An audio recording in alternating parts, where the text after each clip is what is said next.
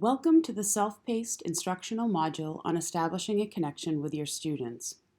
My name is Anastasia Lima, and I've prepared this module to support faculty in the enhancement and integration of best practices in higher education pedagogy.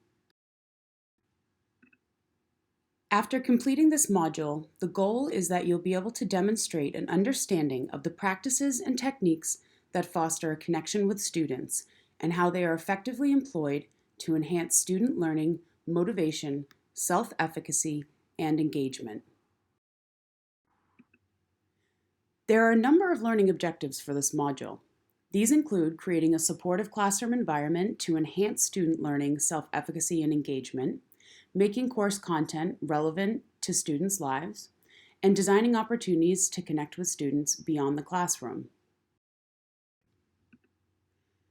Additional learning objectives include employing technology such as Canvas, social media, and MapWorks to connect with students, set up support networks, and connect students with the larger institution, communicating confidence in your students' ability to learn, and using both verbal and physical immediacy to enhance the communication of closeness with students. As a way of demonstrating competency for this module, you may choose one of three options. First, you may choose to have a representative from the CTI observe a class session, in which they will focus on the criteria outlined in the rubric provided in the Files section of the Canvas site. You would then arrange to meet with your observer to review their notes taken during the class session and your rating on the rubric. A follow-up session can be arranged. The second option is to arrange with media services to have your class session videotaped. Then, using the rubric to self-evaluate your class session, you would write a reflection explaining what you felt you did well and if there are any areas for improvement. You would then submit the video, your self-score, and reflection. The final option is to have your students complete a survey which has been designed using the rubric provided as a guide. Survey results will remain anonymous and confidential and used only for the purposes of demonstrating competency for this module. Depending on your academic discipline, teaching experience, or length of time in a faculty role, you may be asking yourself why connecting with your students matters. Certainly, a well-designed course with clear learning objectives and content delivered by an expert in the field is the foundation for achieving desired learning outcomes. However, there is extensive empirical research that cites connecting and building a rapport with your students as a critical element of student learning and success. Research indicates a significant positive correlation between faculty connections with students and better learning outcomes. I provided links to this research for your review in the Files section in Canvas. Student retention is a major area of concern in higher education, and faculty play a significant role. I wanted to share this really powerful statement by researchers Nagda, Gregerman, Jonides von Hippel, and Lerner that, quote, lack of integration or isolation of the student within the institution has been identified as an important factor in contributing to student departure. The effects of weak student with faculty contact has been cited repeatedly as a cause of student withdrawal from college. Clearly, faculty connections have a major impact on students' quality of experience and play a role in determining their persistence to graduation. Faculty connecting with students is linked to better learning outcomes and greater student retention and persistence, but also helps students achieve significant learning.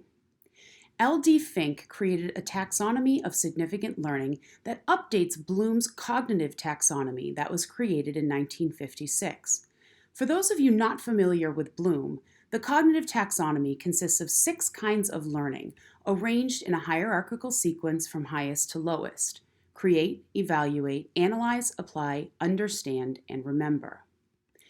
Fink's taxonomy of significant learning is a response to higher education professionals expressing the need for a classification system of important kinds of learning that do not emerge easily from Bloom's taxonomy, such as leadership and interpersonal skills, ethics, communication skills, tolerance, character, and adaptability to change.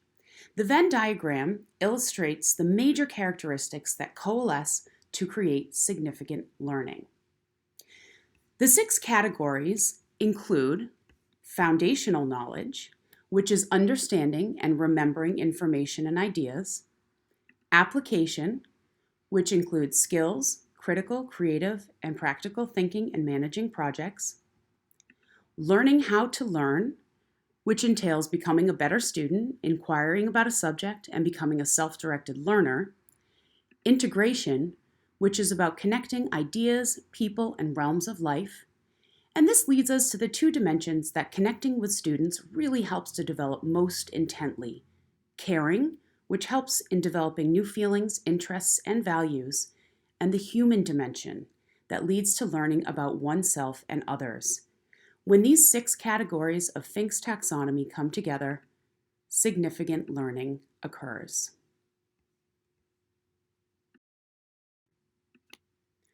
Students are aware that their learning and experience suffers if they fail to connect with their faculty. In an extensive national study of students' reactions to their instruction in college, there were 2 major issues that students highlighted. First, they demonstrated an awareness that they were not learning as much as they should be, and many students also voiced a belief that their college instructors did not care about them, their learning, or interacting with them. As a result, students did not engage fully or energetically in learning, particularly with topics they didn't want to learn or saw no reason for learning. This study provides powerful evidence that students are very much aware of what they're missing out on when they sense that their faculty members don't care about them or their success as learners. By making an effort to connect with your students, issues such as these can be significantly reduced. Establishing a connection with your students also serves to enhance another critical dimension of teaching in higher education, which is supporting students' journey towards self-authorship. As a faculty member working with college-age students, it is absolutely necessary to support your students' overall identity development, which is tied closely to the process of knowledge acquisition and construction. In order for students to construct their own knowledge and other aspects of their lives, they must also develop a strong sense of self, the values, views, and perspectives that help them identify their life's meaning and purpose. Connecting with students facilitates the development of the caring and human dimensions that contribute to the taxonomy of significant learning and help students on the path towards self-authorship. I want to mention a few additional points that really support the importance of connecting with students as a best practice in college teaching. First, faculty can better understand their audience and deliver more relevant content and use more appropriate examples and activities, which results in more engaged students and enhanced learning. Connecting with students will help them feel more comfortable expressing their feelings in and out of class, and will generate more excitement about course content and improve class participation. Having a strong rapport also creates a mutually beneficial and supportive teaching and learning environment, where students are motivated to persist, feeling that their instructors genuinely care about them and their academic progress and success. I really like this quote that I think sums up the impact of connecting with students. Caring relationships with teachers and other students increase students' desire to learn, their confidence in their abilities, and willingness to try harder. I've also linked an optional teaching style survey self-assessment, which is based on the work of Grasha and Reichman, who propose 5 categories of teaching styles that most educators are inclined to use, which are expert, formal authority, personal model, facilitator, and delegator. It's very interesting to see which category your style is most aligned with. I've included resources at the end of this video if you'd like to read more about using this information to enhance your pedagogy. It's clear from the existing research and literature that establishing a connection with your students is critical to their learning, development, and success. In the following sections, I will be presenting specific techniques that can be incorporated into your practice to help improve or refine your approach to building relationships and connecting with students both in and out of the classroom. The first step toward connecting with students is creating a supportive classroom environment. Students need a space where they can comfortably engage in the learning process, which includes feeling individually acknowledged and valued, safe to make mistakes, and engage in civil discourse on challenging topics in a respectful and constructive setting.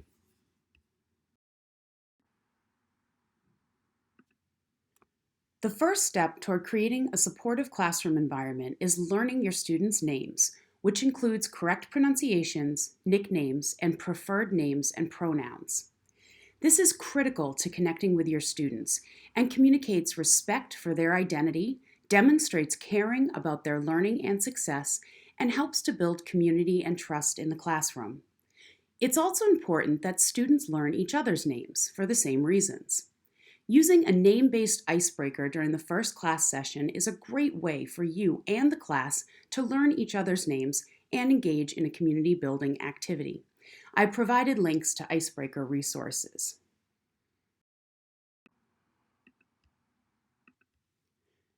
There is no doubt that learning all of your students' names can be challenging, especially if you have a particularly heavy teaching load or your class sizes run large. Name game icebreakers are great for the first class, but it may take a few sessions for you to feel confident calling on students by name without some assistance.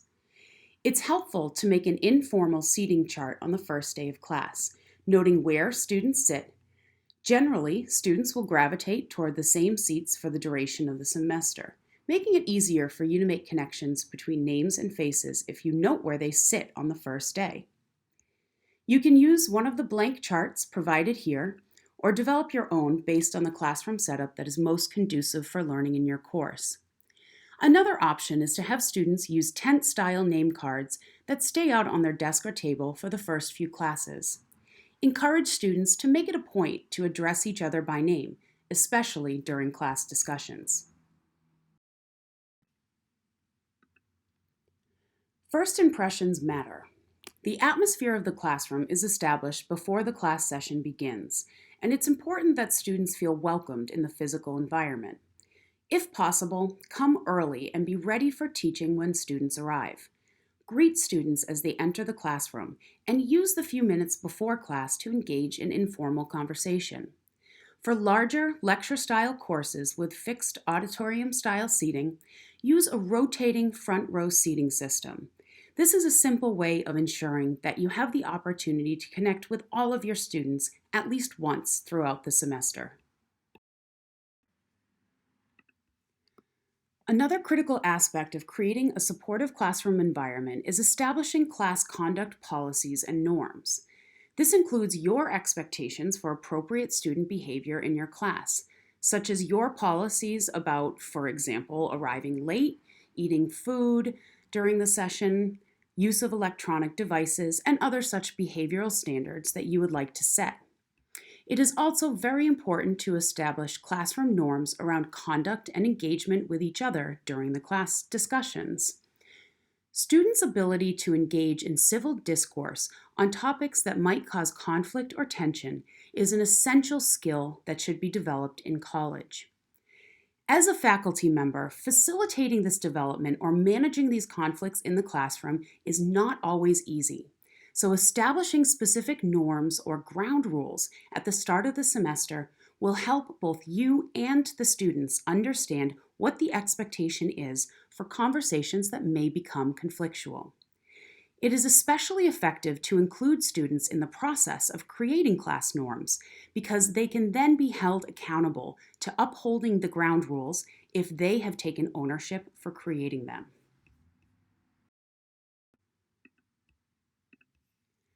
Making course content relevant to students' lives is an effective way of connecting with students because it communicates an interest in knowing students as individual people, learning what matters to them, and thus what motivates them to learn.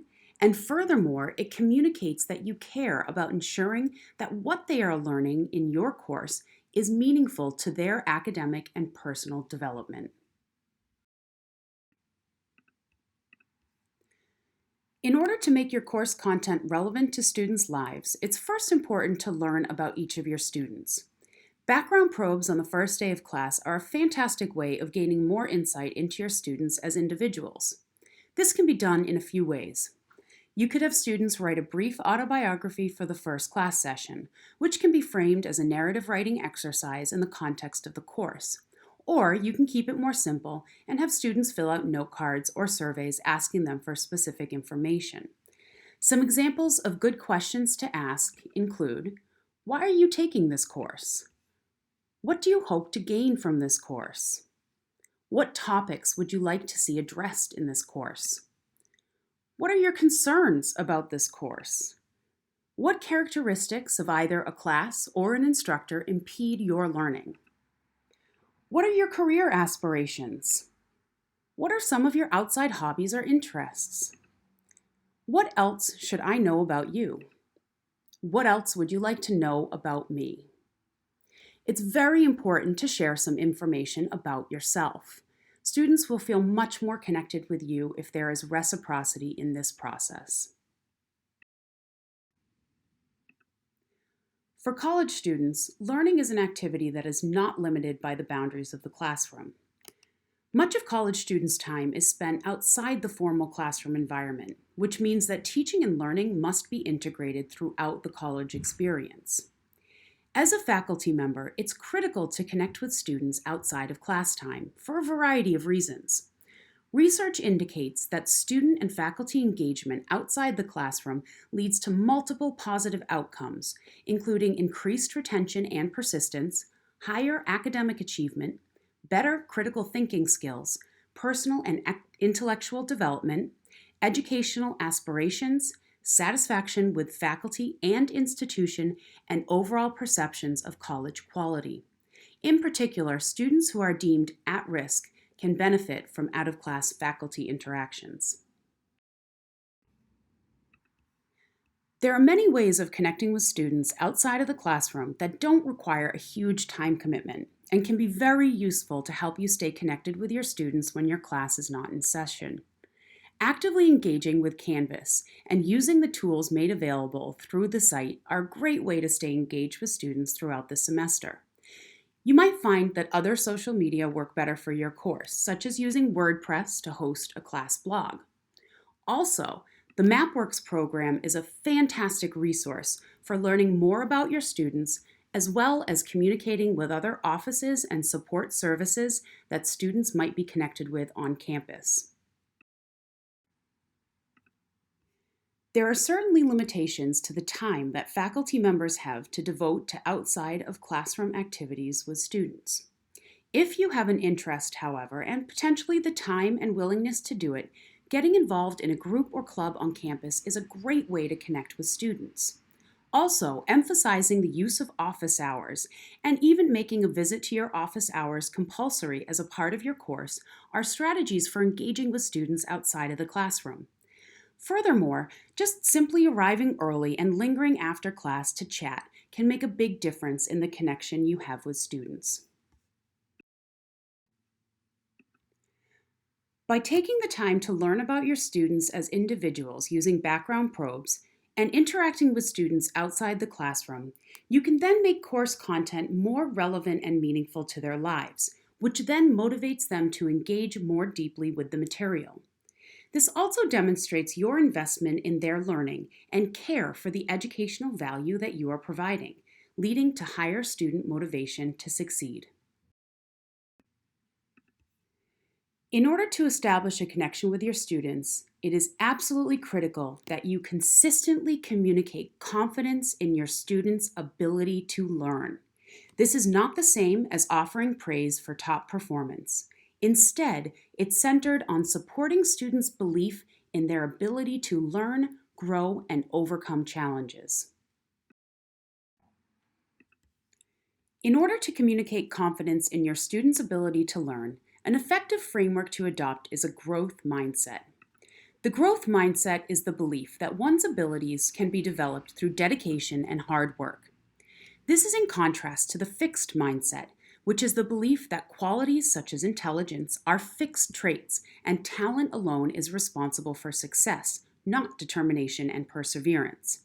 For further information on the growth mindset, please view the linked videos. In order to encourage student learning through adopting a growth mindset in the classroom, it's important to reinforce certain aspects of this approach that may be unfamiliar to students with a fixed mindset.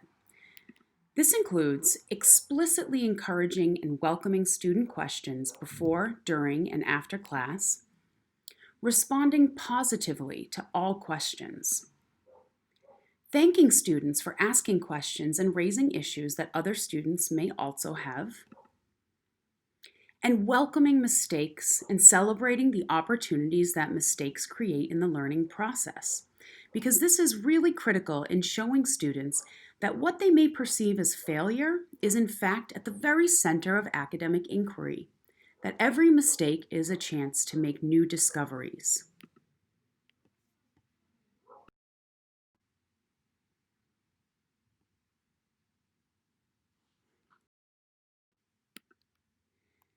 Establishing a connection with your students is an important element of teaching in higher education that leads to better learning outcomes, increased retention and persistence, and student satisfaction with their academic experience, resulting in greater student success.